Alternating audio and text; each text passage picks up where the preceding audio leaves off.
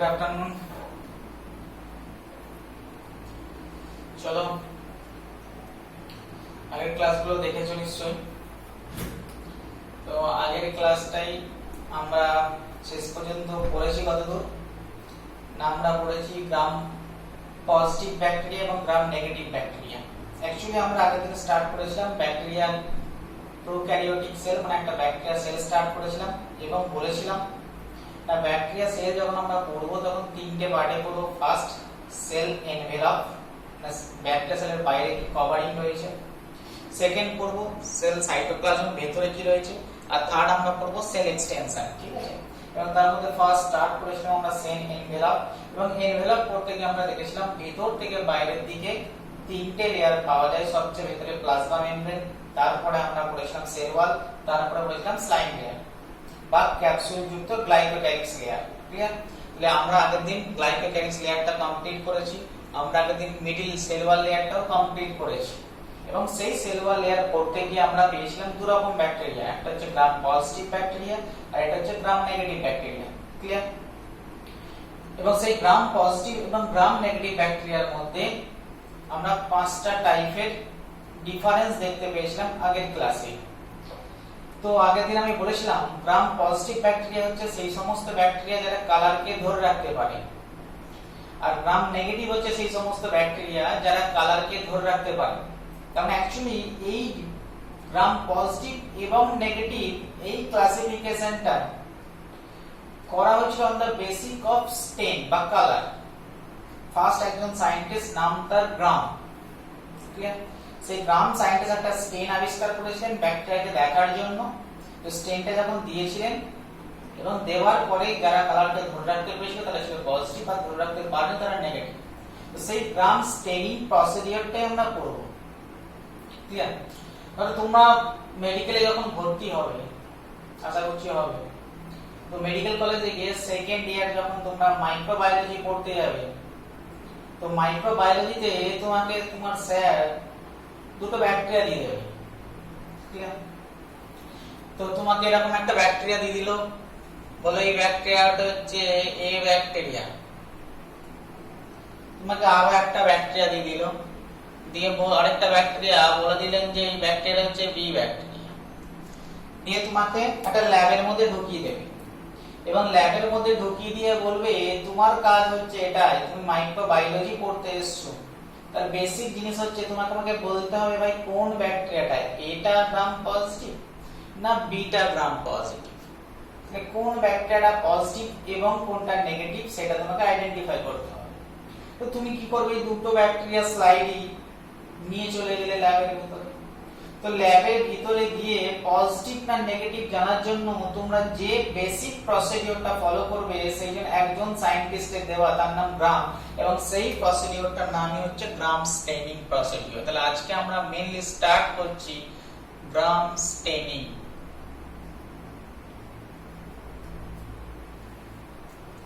এখন এনসিইআরটি তে নেই, আমরা ম্যাক্সিমামটা এনসিইআরটি অনুযায়ী পড়ছি, কারণ নিটের কোশ্চেনস অফ এনসিইআরটি বেসডই হয়।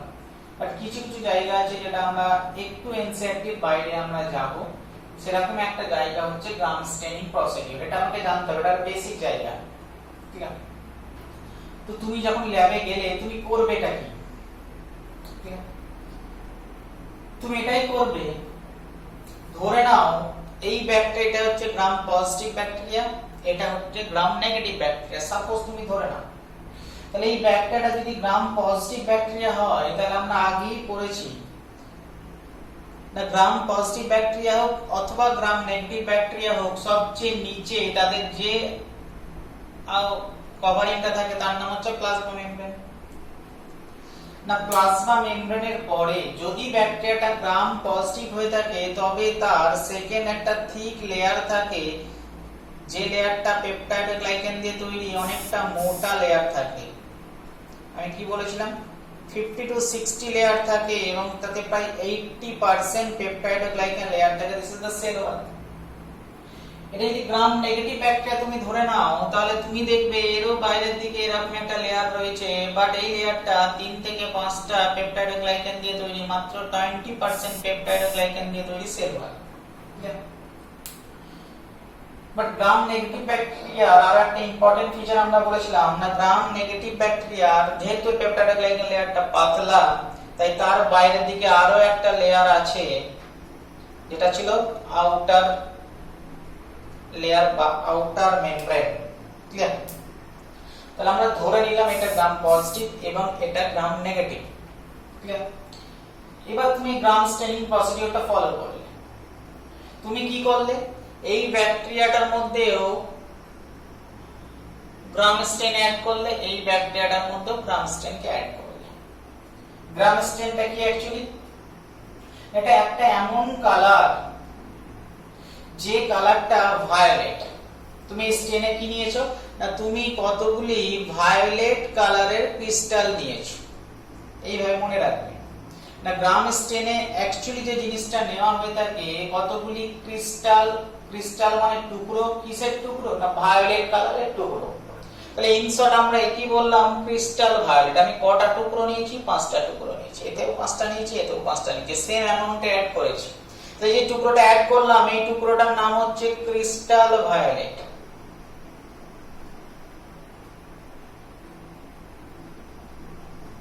তাহলে দুটো ব্যাকটেরিয়ার মধ্যে আমি ক্রিস্টাল ভায়োলেট এই কালারটা বা এই ক্রিস্টালটা অ্যাড করলাম। না, ক্রিস্টাল ভায়োলেটটা এতটাই ছোট স্ট্রাকচারালি, এত স্মল ক্রিস্টাল এইগুলো, যে যখন তুমি অ্যাড করবে ব্যাকটেরিয়াটা গ্রাম পজিটিভ হোক অথবা গ্রাম নেগেটিভ হোক, নীল কালারটা নেই, পুরো ক্রিস্টাল গুলো, ভায়োলেট কালারের ক্রিস্টাল গুলো পুরো সেল ওয়ালকে ক্রস করে, প্লাজমা মেমব্রেনকে ক্রস করে কোথায় এন্ট্রি করে যাবে না, এটা পুরো এন্ট্রি করে যাবে সেলের সাইটোপ্লাজমে। তাহলে এই 5টা ক্রিস্টাল এখন সেলের সাইটোপ্লাজমে এন্ট্রি করে গেল। এর ক্ষেত্রে তাই গ্রাম নেগেটিভের ক্ষেত্রে এই 5টা ক্রিস্টাল খুব সহজেই সেল ওয়াল এবং প্লাজমা মেমব্রেনকে ক্রস করে দিয়ে খুব সহজেই এন্ট্রি করে গেল সেলের সাইটোপ্লাজমে। তাহলে দুটোই ভায়োলেট কালারের। এখন যেহেতু এর সাইজগুলো খুবই ছোট, ফলে যেমন এন্ট্রি করেছে ঠিক সেরকম বাইরেও বেরিয়ে চলে আসতে পারে। তাহলে ফার্স্ট তুমি crystal adding of the crystal violet, তাহলে আমি যদি প্রসিডিউরটা সাথে সাথে পাশে লিখে রাখি, তাহলে step number 1 adding crystal violet.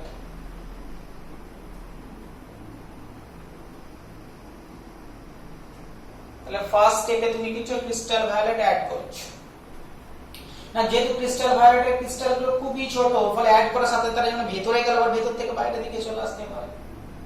তো দেখা গেল এই যে ভায়োলেট ক্রিস্টালগুলো নিয়েছি, actually this is the positively charge crystal. এখন তুমি যে যাতে করে এই ক্রিস্টালগুলো বাইরে না বেরিয়ে আসতে পারে, তাই তুমি কি করলে সেকেন্ড স্টেপে এর মধ্যে কিছু নেগেটিভলি চার্জ আয়োডিনকে অ্যাড করে দিলে। তাহলে তুমি কি করলে, এতেও কি করলে নেগেটিভলি চার্জ আয়োডিনকে অ্যাড করে দিলে। স্টেপ নাম্বার 2, এই যে আয়োডিনটা যেই অ্যাড করে দিলে, এই আয়োডিনকে, এই activity of this iodine are call the mordant. আয়োডিনের এই কাজটাকে বলা হয় মর্ডেন্ট। তাহলে নেগেটিভলি চার্জ আয়োডিন মর্ডেন্ট কি কারণে বলা হয় না, এ গিয়ে সাথে সাথে পজিটিভলি চার্জ ক্রিস্টাল ভায়োলেটের সাথে জুড়ে গেল, ফলে এখন আর সহজে ক্রিস্টাল ভায়োলেটটা বাইরে আসতে পারবে না, কারণ সাইজটা মডিফাই হয়ে গেছে, বড় হয়ে গেছে। তাহলে যেই তুমি আয়োডিন অ্যাড করেছো, সেই আয়োডিনটা গিয়ে এই ক্রিস্টাল ভায়োলেটের সঙ্গে জুড়ে গেল।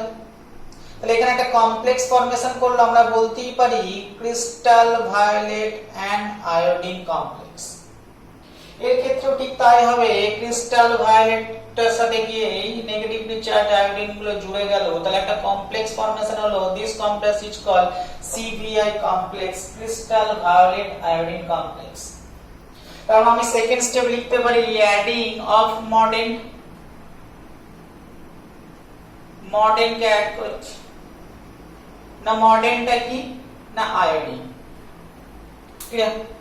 তাহলে আমরা যখনই এই মর্ডেন্টটাকে অ্যাড করলাম, তাহলে আয়োডিনকে অ্যাড করলাম। তো যে আয়োডিনটা অ্যাড করলাম, থার্ড স্টেপে আমরা কি বলতে পারি না, এই আয়োডিনটা গিয়ে ক্রিস্টাল ভায়োলেটের সঙ্গে জুড়ে গেল। এবং এই সাইজ পার্টিকুলার সাইজগুলোকে বাড়িয়ে দিল, মানে formation of CVI complex, crystal violet iodine complex. তাই তো ক্লিয়ার না? যখনই ক্রিস্টাল ভায়োলেট এবং আয়োডিন কমপ্লেক্স তৈরি হলো, এতেও তৈরি হলো, এতেও তৈরি হলো, আপ টু 3 স্টেপ। এখন তুমি যদি মাইক্রোস্কোপের তলায় দেখো, তুমি এই ব্যাকটেরিয়াটাকেও কি কালার দেখবে? ভায়োলেট কালার দেখবে, কারণ তোমার সাইটোপ্লাজমে ক্রিস্টাল ভায়োলেট কালার রয়েছে। এই ব্যাকটেরিয়াটাকেও কি দেখবে? না ভায়োলেট কালারটা দেখবে। ভায়োলেট ছাড়া অন্য কোনো কালার দেখতে পাবে না, কারণ দুটোই তো ভায়োলেট কালারই তো ক্রিস্টাল রয়েছে। তাহলে আপ টু স্টেপ নাম্বার 3 তুমি যখন দুটো ব্যাকটেরিয়াকেই দেখবে, ব্যাকটেরিয়া নাম্বার এ এবং ব্যাকটেরিয়া নাম্বার বি, তুমি এ ব্যাকটেরিয়াটাও আন্ডার মাইক্রোস্কোপ দেখছো, বি ব্যাকটেরিয়াটাকেও আন্ডার মাইক্রোস্কোপ দেখছো। আমি এরকম মাইক্রোস্কোপে চিহ্ন দিলাম, ঠিক আছে না? তুমি একেও ভায়োলেট দেখবে, একেও ভায়োলেট দেখবে, বলে তুমি এখনো তুমি আইডেন্টিফাই করতে পারবে না ভাই কোন ব্যাকটেরিয়াটা গ্রাম পজিটিভ, কোন ব্যাকটেরিয়াটা গ্রাম নেগেটিভ। তাহলে আমি বুঝবো কি করে? এবার তুমি এক কাজ করলে, স্টেপ নাম্বার 4, এই দুটো ব্যাকটেরিয়াকে বারবার একটা স্পেশাল কেমিক্যাল দিয়ে ওয়াশ করলে, ওয়াশ করা মানে ধুয়ে নিলে। স্টেপ নাম্বার 4 এ তুমি দুটো ব্যাকটেরিয়াকে একটা স্পেশাল কেমিক্যাল দিয়ে ধুলে, সে স্পেশাল কেমিক্যালটা আইদার হতে পারে অ্যাসিটোন অথবা হতে পারে অ্যালকোহল। তাহলে স্টেপ নাম্বার 4 তুমি ব্যাকটেরিয়া এ এবং ব্যাকটেরিয়া বি দুটো কি ওয়াশ করলে, কি দিয়ে ওয়াশ করলে? না তুমি ওয়াশ করতে পারো অ্যাসিটোন দিয়ে অথবা অ্যালকোহল দিয়ে। তাহলে অ্যাসিটোন এবং অ্যালকোহল দিয়ে কেন ওয়াশ করলাম? কারণ এই অ্যাসিটোন এবং অ্যালকোহল এমন substance which can dissolve the lipid layer, clear? ফলে যখন তুমি অ্যাসিটোন এবং অ্যালকোহল দিয়ে ধুয়ে দিলে, সাথে সাথে এই ব্যাকটেরিয়ার মধ্যে যত প্রোটিন এবং লিপিড যুক্ত লেয়ার আছে, মানে প্লাজমা মেমব্রেনের মতো লেয়ার গুলো ডিসলভ হয়ে যায়, ক্লিয়ার? তাহলে এর ভেতর দিকে যে প্লাজমা মেমব্রেন লেয়ারটা ছিল প্রোটিন লিপিড দিয়ে তৈরি, এটাও ডিসলভ হয়ে গেল। এরও ভেতরে যে প্লাজমা মেমব্রেন যে লেয়ারটা ছিল সেটাও ডিসলভ হয়ে গেল।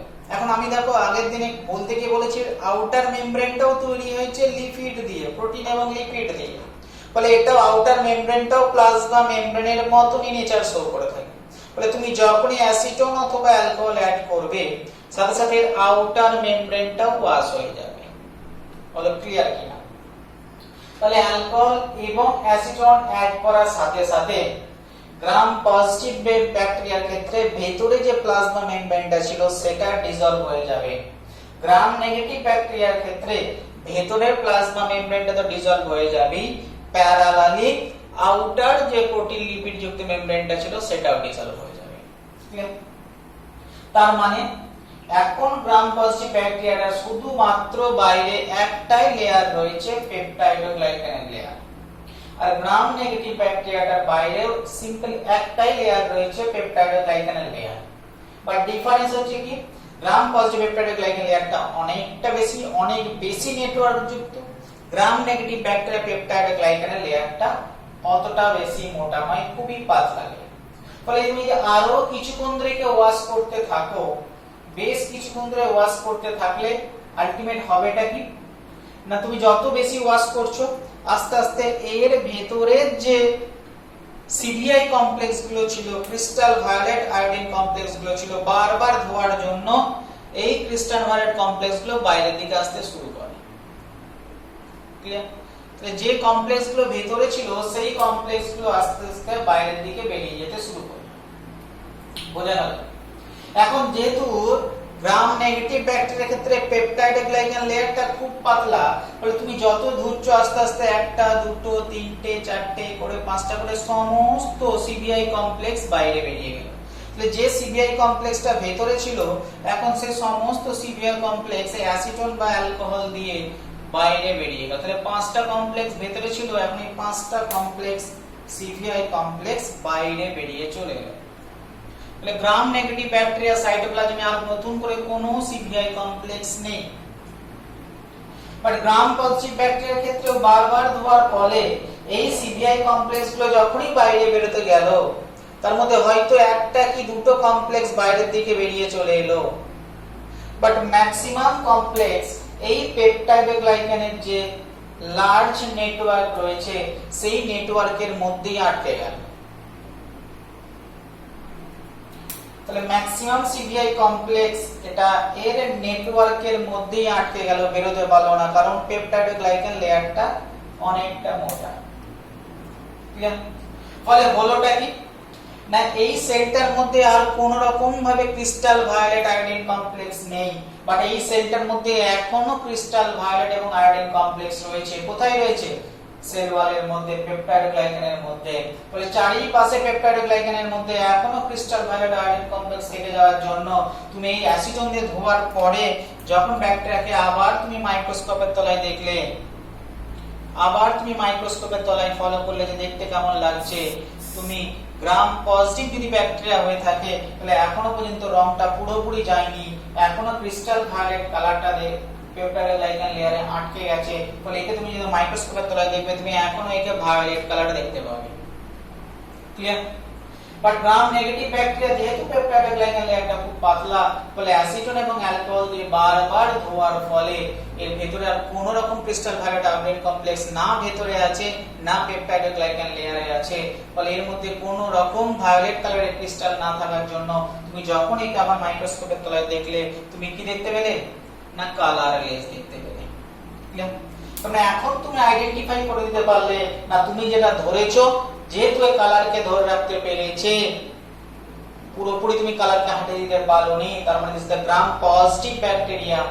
আর এই যেহেতু কালারকে একদমই ধরে রাখতে পারেনি, ওয়াশ করার সাথে সাথে কালার চলে গেছে, তার মানে কালার নেই, so this is the gram negative bacteria. তাহলে বোঝা গেল ক্রিস্টাল ভায়োলেট ইউজ করার পরে তুমি যদি অ্যাসিটন এবং অ্যালকোহল দিয়ে ধোও এবং ধোয়ার পরে যদি ভায়োলেট কালার দেখে আন্ডার মাইক্রোস্কোপ, তার মানে ব্যাকটেরিয়া হচ্ছে গ্রাম পজিটিভ। আর তুমি যদি কালারলেস দেখো তাহলে তুমি বলবে ব্যাকটেরিয়া গ্রাম নেগেটিভ। ক্লিয়ার? এখন তুমি স্যারকে গিয়ে বলতে পারবে স্যার যে ব্যাকটেরিয়াটা এ দিয়েছেন সেটা গ্রাম পজিটিভ ব্যাকটেরিয়া, কারণ আমি মাইক্রোস্কোপের তলায় ভায়োলেট কালার দেখতে পাচ্ছি, আর যেটা বি ব্যাকটেরিয়া বলছেন সেটা গ্রাম নেগেটিভ ব্যাকটেরিয়া, কারণ মাইক্রোস্কোপের তলায় আমি কোনো কালার দেখতে পাচ্ছি না। স্যার বলবে বাহ তুমি ঠিক কাজ করেছো। তোমরা তাহলে আবার কনফার্ম, আরেকবার কনফার্ম হয়ে দেখে নাও জিনিসটা ঠিক হয়েছে কিনা। না কনফার্ম হওয়ার জন্য আমরা একটা ফাইনাল আর একটা কালারকে ইউজ করে থাকি এবং সেই কালারটাকে বলা হয় স্যাফরানিন। তাহলে এটা হচ্ছে স্টেপ নাম্বার 4 ছিল, এটা স্টেপ নাম্বার 5, স্টেপ নাম্বার 6, একে বলা হয় কাউন্টার স্টেন। তাহলে স্টেপ নাম্বার 6 হচ্ছে অ্যাডিং অফ কাউন্টার স্টেন, এবং এই স্টেনটার নাম হচ্ছে স্যাফরানিন, কালার হচ্ছে রেড। তাহলে স্যাফরানিন হচ্ছে একটা রেড কালারের স্টেন। তুমি একে ফাইনালি বা ফাইনাল হিসেবে তুমি এই কাউন্টার স্টেন, একে বলে কাউন্টার স্টেন, তুমি এটাকে আবার একবার অ্যাড করে কাউন্টারে অ্যাড করে তুমি ফাইনাল দেখে নেবে যে তুমি ঠিক বলেছো কিনা। না স্যাফরানিন হচ্ছে একটা রেড কালারের স্টেন, যেহেতু গ্রাম নেগেটিভ ব্যাকটেরিয়া কালারই নেই, অ্যাসিটন ইউজ করার পরে কোনো রকম কালারই ওর মধ্যে নেই, তাই তুমি যখনই স্যাফরানিন ইউজ করবে সাথে সাথে গ্রাম নেগেটিভ ব্যাকটেরিয়াটা safranin after use of counter stain তুমি যখনই মাইক্রোস্কোপের তলায় দেখবে তুমি দেখতে পাবে রেড কালার। ক্লিয়ার? এখন যেহেতু তুমি যখনই একে স্যাফরানিন ইউজ করতে যাবে, তুমি যখন এর মধ্যে কাউন্টার স্টেন ইউজ করবে আন্ডার মাইক্রোস্কোপ, যেহেতু অলরেডি একটা স্টেন নিয়ে রয়েছে তাই নতুন করে স্যাফরানিন কালারটা নেবে না, এমনি এখনো এর কালার কি থাকবে ভায়োলেট কালার। তাহলে কাউন্টার স্টেন ইউজ করার পরেও যদি এই ব্যাকটেরিয়াটার মধ্যে ভায়োলেট কালার প্রেজেন্ট থাকে তাহলে আমরা বলবো this bacteria is the gram positive bacteria.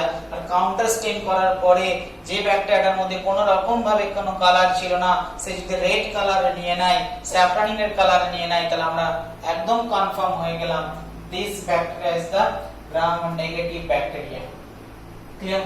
তাহলে আমরা মোটামুটি গ্রাম স্টেনিং প্রসিডিওর বললাম, আমরা গ্রাম স্টেনিং এর মধ্যে 6টা স্টেপ বললাম, আরো একবার বলে দিচ্ছি 6টা স্টেপ কি কি।